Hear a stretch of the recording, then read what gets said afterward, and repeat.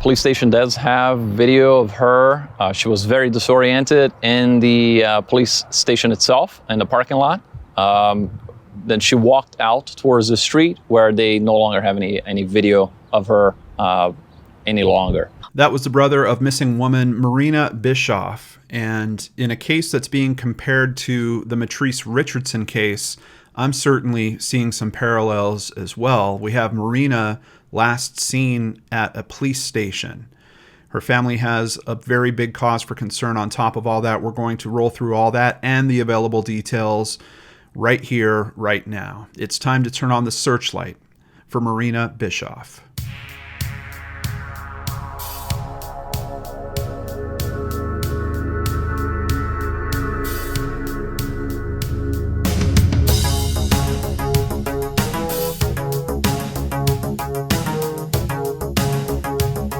Welcome back to Brainscratch Searchlight. I'm John Lorden. Thank you so much for caring about these cases and spending some time with me here today as we go through the research on the disappearance of Marina Bischoff. Let's go ahead and share the screen. And thankfully, there is already a NamUs profile created.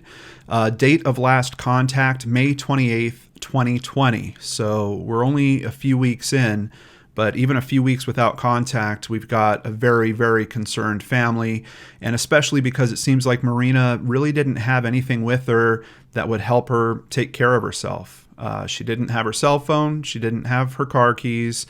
She didn't have her purse, according to other reports. So something very strange is going on here. But let's go through the NamUs profile.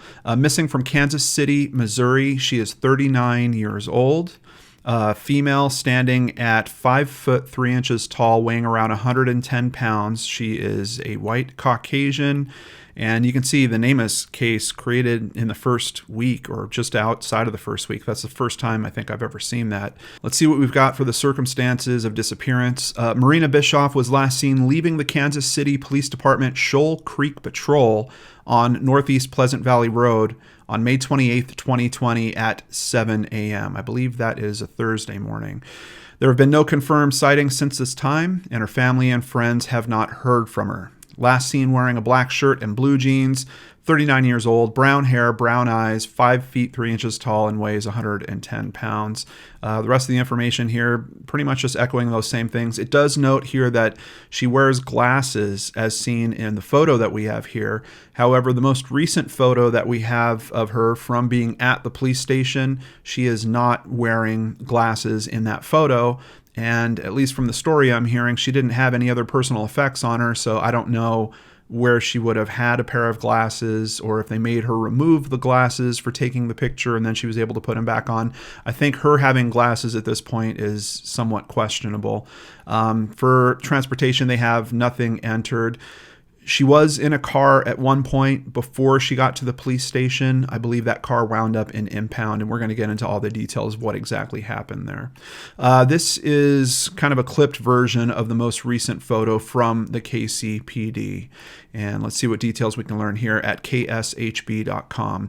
Marina Bischoff, 39, was last seen leaving the KCPD Shoal Creek Patrol Division Station after being released from detention around 7 a.m. on May 28th in the 6800 block of Northeast Pleasant Valley Road. She was last seen walking towards Interstate 435 along Pleasant Valley Road and was wearing a black shirt and blue jeans. So once again, simple explanation. We're going to get to a map to check all this out in a few more articles, but let's try to get some more detail first. Over at KMBC.com, police said Marina Bischoff was arrested a little after 10:30 p.m. on May 27th for DUI after leaving the scene of an accident. So I've watched some video footage of the person that lived at the home where this accident occurred. And a lot of people are, when you hear that, you kind of imagine some type of, she's driving drunk, some kind of big elaborate car accident. The person living there does not describe it like that at all. She says that Marina, it seems like she kind of veered off the road. She went across the lawns of about 3 or 4 different homes before coming to a stop. And I do think she might have hit some concrete front steps at the lady's home.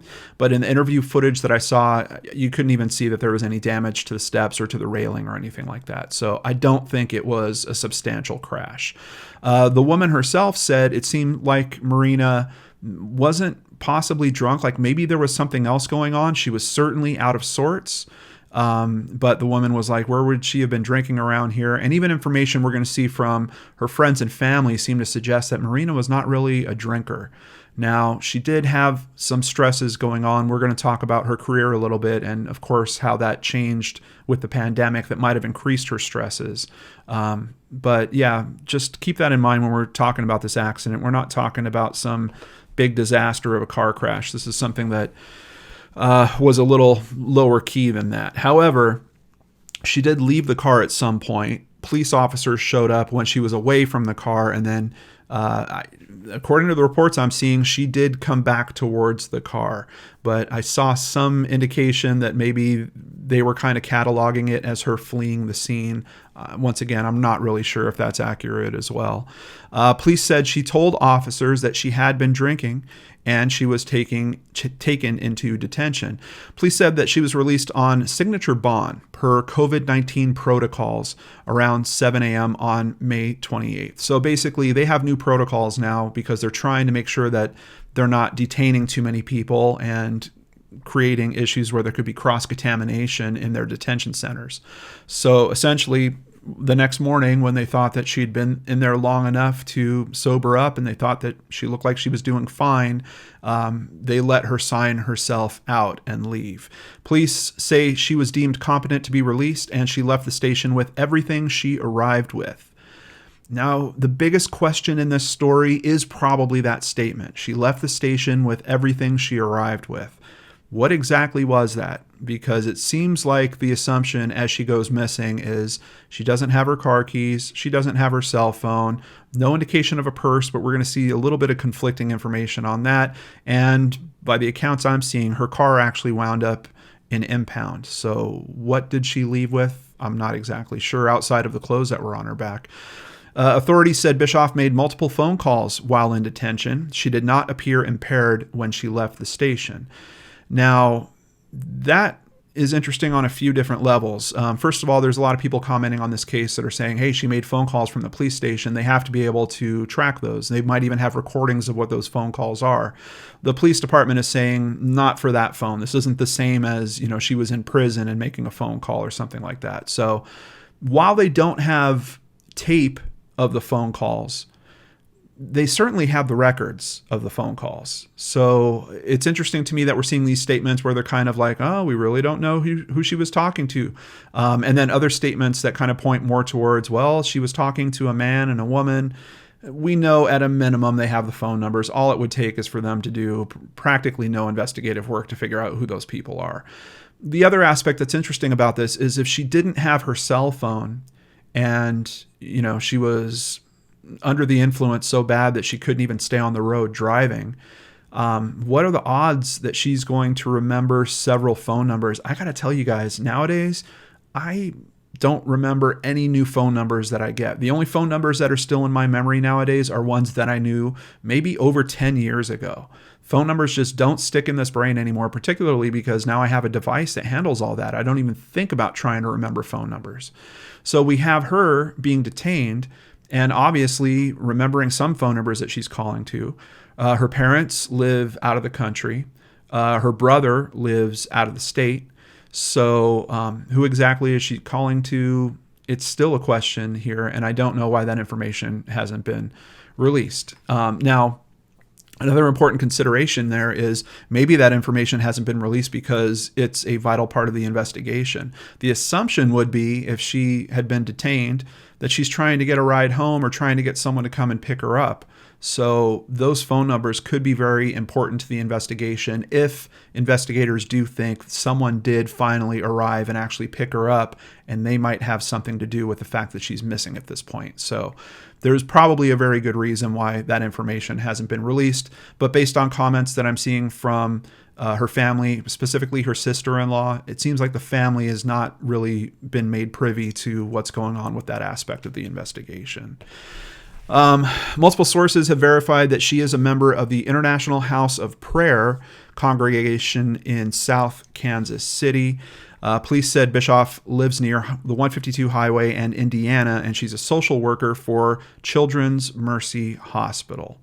So real quick, just to get a little sense of the type of work that she does, let's jump over to Wikipedia. Children's Mercy Hospital is a 367-bed comprehensive pediatric medical center in Kansas City, Missouri. And her being a social worker means she's probably helping children and families cope with very serious diseases that these children are facing. Now, I'm kind of hearing two different things when it comes to what happened to her job once the pandemic came into play. One comment from her brother seems to allude to the fact that the hospital changed up how it was operating, and she actually got moved to working in the emergency services area, or like the traumatic care area, essentially getting closer to where people were coming in needing some type of treatment for COVID, and that this was increasing her stress levels exponentially. The other thing that we're going to see as we're going through this information is that she might have actually also been a volunteer for an organization that might have had some increased response with COVID as well. So, but we're talking about someone that, by all signs here, is someone that's very caring, very giving, used to handling probably pretty tough situations for other people, and you would think would have good skills for maybe handling something like that might be going on with her. But according to comments we're hearing from her family, she might have been showing some cracks. It seems like, in particular, for several days leading up to this, she was not doing very well. And could that even be an indicator in terms of why someone that is seen as not normally a drinker would actually get a DUI? Let's continue over at KCTV5.com. Tonight, a family is desperate for help after a 39-year-old social worker went missing. Marina Bischoff hasn't been seen in nearly 10 days. Her brother said Marina called 3 people to come get her, but ended up walking out of the police station on her own late at night and in the rain. Now, this is an interesting thing I'm also hearing in this case several times, is her brother commenting that she was released kind of in the middle of the night.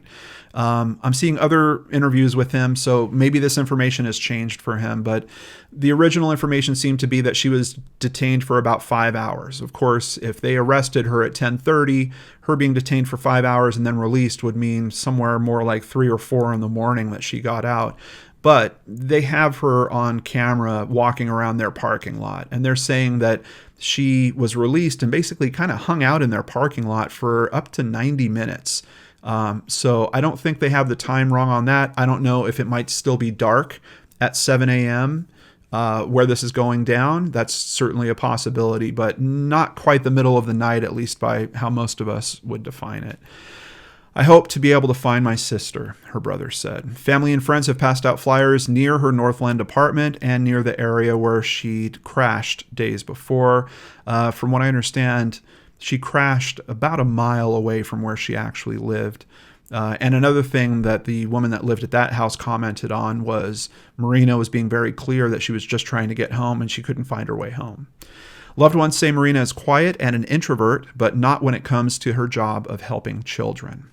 Victor, that's her brother, and Marina's parents still live in Brazil and are unable to travel due to being at high risk for COVID-19 complications. Over at fox4kc.com, she was first reported missing by police on Thursday, June 4th. Very curious about that. Just seems like it's kind of a long time for an official missing persons report to kind of kick in on this. I would imagine maybe she was just independent and didn't have regular contact with her family, but it seems a little strange to me that we have such a number of days passing before people kind of catch on to what's going on here, particularly with her job. I would think her job would have probably noticed that she was missing within a few days. Keep in mind, this is happening on a Thursday. Maybe she was off on Friday. Maybe she didn't work through the weekend, but certainly within, I would think, 4 days, someone would have had to have known that she was missing. So A little strange that I'm seeing this date for the missing persons report being filed. Victor and his family are worried sick, 745 miles away in Austin, Texas. This pit in our stomach, it's just killing us, Victor said. Police have led searches with nearly 100 volunteers along I-435 from Pleasant Valley Road to Brighton. Missouri Search and Rescue canines also participated in the search. Police have searched the wooded areas surrounding Shoal Creek Patrol Division and will continue to search. That's really important because this is, I don't want to say it's out in the middle of nowhere, but there is certainly not a lot around where these police services are. There's a police academy that's nearby. There's this patrol division, and there's kind of a big park. Looks like there's a lot of trees, a lot of foliage out there. Victor said at last check, police were working to secure a warrant to search Marina's car, which holds her laptop and perhaps other clues as to where she may be. And here is a better picture of the last photo of her when she was brought into the detention center. Over at mycouriertribune.com, and I know you guys are probably really itching to get to that map. I am too. This article has some of the best location information that's going to help us understand what's going on there. The Kansas City Police's Shoal Creek Patrol Division in the Northland is located at 6801 Northeast Pleasant Valley Road. Witnesses saw her walk east from the station to a neighborhood at Crystal and Corrington. She then came back to Pleasant Valley Road and was seen walking towards Interstate 435. That's the last sighting of her, according to the Kansas City police release. So let's check this out on the map together. And this place where we have the mark, this is where the police station is. If we kick to the satellite view, you can see, as I was saying, not a whole lot around here. We've kind of got a church that's over here, some very small neighborhoods, at least on this side of the 435. If you cross the 435, which it appears that she actually did, because the intersection they're talking about at Crystal Ave and Corrington is right up here. A lot more neighborhoods over here, and I'm curious if there might be some cameras on some of these homes, some way where they've actually verified and tracked that she was over here. But also, keep in mind, we're talking about Thursday morning, somewhere around 8:30, 9 a.m. There's a good chance that we've got people that are milling about, people going to work, taking, well, I guess in this time, they're probably not taking their kids to school. And honestly, for going to work, probably fewer than usual. But somehow they get the information that she's seen at this intersection, walks back to Pleasant Valley Road, and then actually heads back towards the 435. So it seems like she's coming back towards where she had come from over at the police department located here. And then you've also got the police academy that's located here. In terms of search areas, I'm sure that they've been focusing very strongly right off this where you see Trail of Heroes that kicks off into this big mass of brush. I would imagine that that is a place where family, friends, and investigators are very focused with their search efforts. But you can see that's not the only place. I mean, if she continued down Pleasant Valley Road and just went behind the Vine of Life Family Church, you've got other significant areas with a lot of land around here. Just within the 1 mile radius of this area, I mean, you're talking pretty significant search efforts. I'm kind of drawing, this is about a 1 mile radius here. So kind of to the northeast, a lot of neighborhoods, probably very low likelihood that she would be somewhere up there, but directly north, to the west, south, all of it, there's a lot to search here. Over at kansascity.com, KC woman left police station with no keys, phone, or wallet. She hasn't been seen since. So I mentioned earlier that her personal items are a very big part of the mystery in all this. And quite honestly, I still don't clearly understand what's going on with these items. I kind of initially assumed that she was arrested. She probably had her keys, phone, and wallet with her. And at some point when she left, it seems like she didn't have them anymore. And I didn't know if that meant, did she leave them back at the police station? Did the police not give them back to her for some reason? I'm seeing other reports that are suggesting that she might have actually ditched them back where the accident happened. That after the accident, it seemed like she had left, gone across the street, and maybe at that point could have thrown her, at least her cell phone and her keys, into some brush there. I'm not positive on that because reports I'm seeing are that search efforts actually locate her cell phone and her keys, but they're not being clear about where those search efforts are. I really don't know why they would be doing very strong search efforts, particularly with volunteers in an area where it's not where she was last seen, and that's back over where the actual accident was. So honestly, guys, I don't know which way to go with that information. Victor Bischoff begins each morning by calling his mother with updates from Kansas City police. The conversations have been much the same recently. They still haven't found his sister. Her brother, Victor, 43, made a trip to Kansas City to help search for her in the days following her disappearance, but now he helps over the phone from his Austin, Texas home. He's concerned that his sister was allowed to leave the police station without law enforcement verifying she had a way to get home. I know, looking into the conversation threads on this case, this is still a highly debated topic. I don't think there's a particular answer that's going to satisfy everyone when it comes to that, just like it is with the Matrice Richardson case. It's kind of the exact same point. The heart of the conversation is really, if you take someone away from their vehicle and take them somewhere else that's miles away and then release them, doesn't it make some kind of sense that you would release them into a safe situation, especially if you're worried that they're under the influence of something? I think it's a worthwhile conversation to have, but obviously we can't solve that problem here alone on today's video. But just know, if you look into the conversation threads around this, you're going to see more information on that.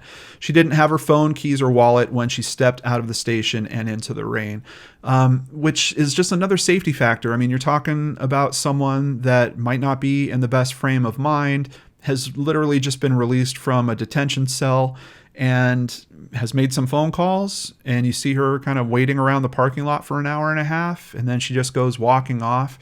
It seems like it might be reasonable to actually have some better safety measures in place for that situation. Sarah Archer and Marina Bischoff became fast friends in high school in Cincinnati. Archer, now 39 and living in Los Angeles, describes her friend as a gentle soul, an introvert, and an artist. When Bischoff said she wanted to pursue a career in social work, Archer wasn't surprised. She has a heart for children, even though she doesn't have any of her own, Archer said. About 2 years ago, Bischoff moved from Ohio to Missouri, where she took a job as a social worker at Children's Mercy Hospital. Her brother said Bischoff's depression, which she works hard to manage, helps her relate to many of the youth that she works with. And here's a picture of her with her dog. From what I'm seeing in comment threads, I believe, unfortunately, her dog had passed away 6 months to a year before her disappearance. Recently, she'd been volunteering at a local urgent care center. So this is what I'm talking about. I don't know if she was moved into urgent care at the hospital she was working at as the COVID concerns came into play, or if this is another aspect of her work. If she works at Mercy kind of during the day and then volunteers at an urgent care center as well. The days became more taxing on Bischoff as coronavirus spread to Kansas City. About a month and a half ago, the conversations between Victor Bischoff, his sister, and their mother in Brazil began to focus on Marina's fears about testing and PPE shortages at the hospital.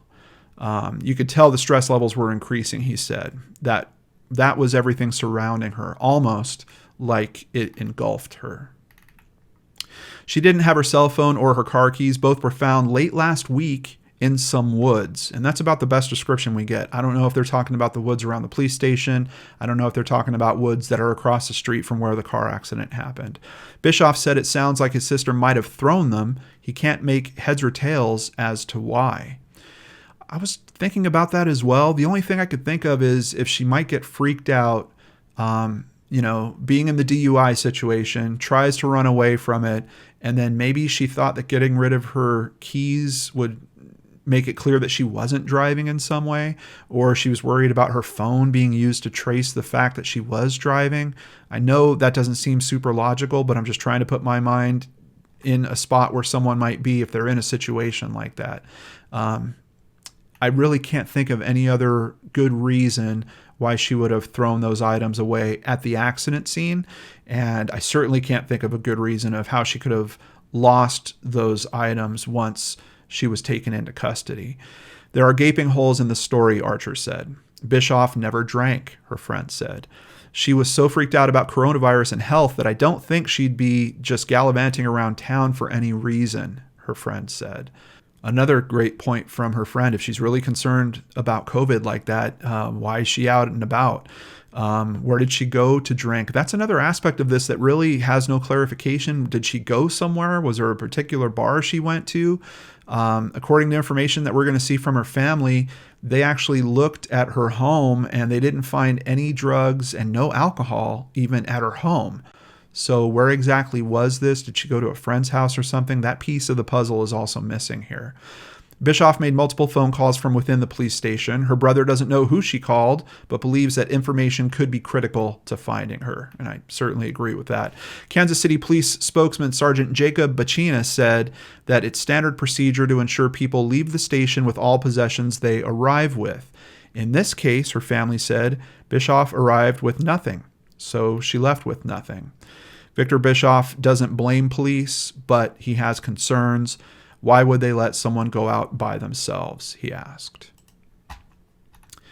And here is video footage of a private investigator that they have hired to help look for her. As search for missing Kansas City woman continues, family hires private investigator. And this is an article from June 9th, 2020. PI John Underhill is planning an extensive search for the missing 39-year-old. He, Kansas City Police, and community volunteers will meet in the area between the Shoal Creek Patrol Division and the Police Training Academy, which is located at 6885 Northeast Pleasant Valley Road. So even in this article, it's being very clear they're searching around the police station. So once again, I'm not understanding this information about how the phone and keys are found, unless they are found around the police station somehow. It's extremely emotional for the family, Underhill said. We have to be there to help as much as we can. Underhill drew up plans to search a 1-mile radius of where she was last seen, then expand it to 2, and so forth. Over the weekend, dozens of her co-workers helped police and canines search the woods, bushes, and neighborhoods near the training academy for evidence. We have a lot of days that have passed by now, Underhill said, so we're getting concerned, but we have faith and we do what we need to do to try to locate and find her. So that's the best information that I could find in terms of the official articles on this case. Let's jump over to the Kansas City, Missouri Police Department's Facebook page. We have one response in particular that I want to share with you guys. This is from Lou Bischoff, who I believe is Victor's wife, her sister-in-law. We need a confirmation from the police department explaining if they did any tests on Marina to determine if she had any substance in her body. According to the witness, the family who called the police when Marina was found, Marina did not appear to have been drinking but was confused by some medical or mental problem. Marina has depression. She works for Mercy Hospital as a social worker and was extremely stressful with all the COVID-19 situation. What's interesting about this to me, and this woman has been interviewed and I've seen clips of it, and she does say this. She's not really convinced that Marina had been drinking, but when Marina comes back and speaks to police, she tells them that she has been drinking. So I'm a little curious why we haven't seen some official release of, yes, we tested her, she had a blood alcohol content of 0.08 or whatever it was. If that isn't true, if they tested her and she didn't have a blood alcohol content, then to Lou's point, I think we really need to consider that maybe there was something else that was in her system. There was something else going on. I mean, this opens up a whole bunch of different situations. What if she did go over to someone's house? What if this is a date rape drug type situation or something like that? Certainly important considerations. And without better details, us as the public, we don't know which direction to look at to really try to help with this case. Detective Caldwell confirmed on Saturday that they did not find any type of illegal substances, neither drugs nor alcohol, at Marina's house.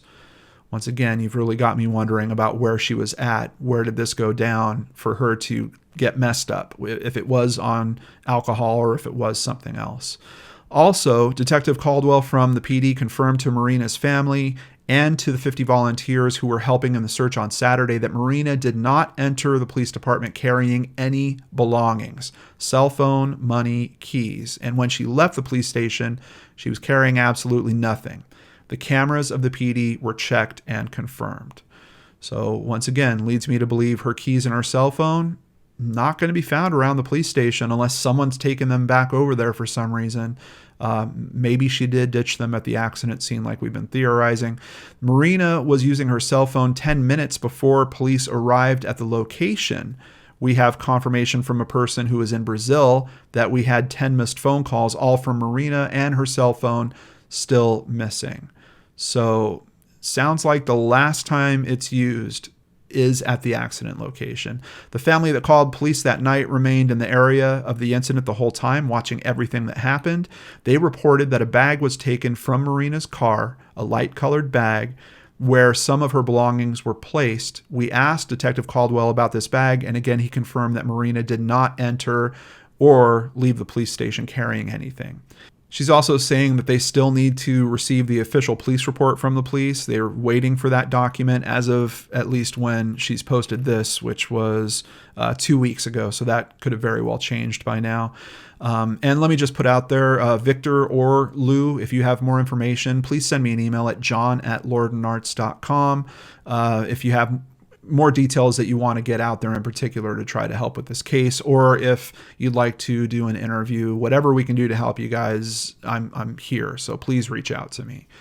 We're keeping everyone updated with the information we're receiving. Our phones do not stop, and we're feeling very blessed for all the help we were receiving.